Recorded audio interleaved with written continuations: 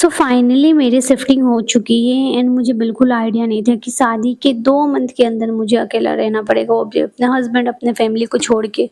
सो जैसे कि आप लोगों को पता है कि मैं एक टीचर हूँ एंड फिलहाल बिहार में ट्रांसफ़र के नाम पे हम लोगों को बस घुमाया जा रहा है कि आपका 30 जून तक ट्रांसफ़र हो जाएगा एंड 1 जुलाई से आप अपने नए स्कूल में रहेंगे।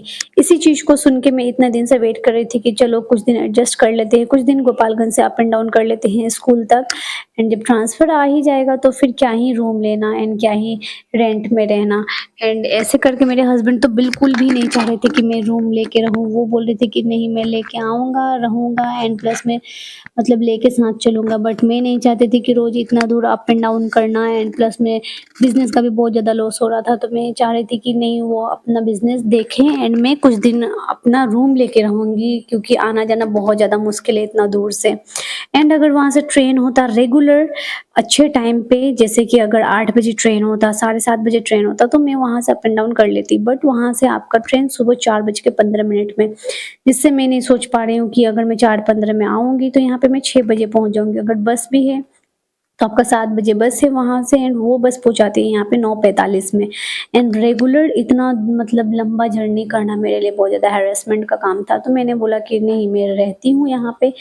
तो इससे पहले वाले व्लॉग में मैंने बताया था कि मैं हम लोग कैसे जाकर रूम फाइनल कर लिए थे 1 दिन के अंदर। तो ये था नेक्स्ट डे जहाँ पे मैं अपना सारा सामान शिफ्ट कर ली थी एंड यहाँ मैं रेडी हो रही थी स्कूल के लिए। मैं बस 2 जोड़ा कपड़ा लेके आई थी, क्योंकि मुझे सिर्फ़ 2 दिन रुकना था। जिस दिन आई थी मैं वो था वेडनेसडे एंड मुझे थर्सडे, फ्राइडे रुकना था। सैटरडे को फिर मुझे निकल जाना था गोपालगंज के लिए। मतलब मैं 3 ड्रेस लेके आई थी बस।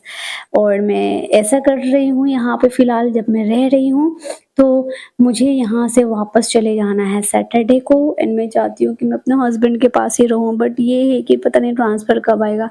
बट कुछ भी हो, ज़्यादा दिन हमको वेट नहीं करना है। कुछ ना कुछ तो भगवान के भरोसे आ ही जाएगा एंड ट्रांसफ़र हो जाए तो बहुत अच्छा बात है। ऐसे हम लोग को जो घुमाया जा रहा है बार-बार कि आपका 30 जून तक हो जाएगा या फिर आपका सेकंड वीक ऑफ जुलाई से आपका ट्रांसफ़र पोर्टल खुल जाएगा, बट अभी तक वैसा कुछ नहीं आया है। यहाँ मैं, क्योंकि मैं 1 दिन पहले बताए थे कि मैं गैस चूल्हा नहीं लेके आई थी एंड राइस कुकर उतना वोल्टेज नहीं उठा पा रहा था, तो यहाँ मैं ब्रेकफ़ास्ट के तौर पे खीरा, पपीता एंड एप्पल खा रही थी एंड यही खा के मैं निकल गई थी, क्योंकि स्कूल का लेट हो रहा था।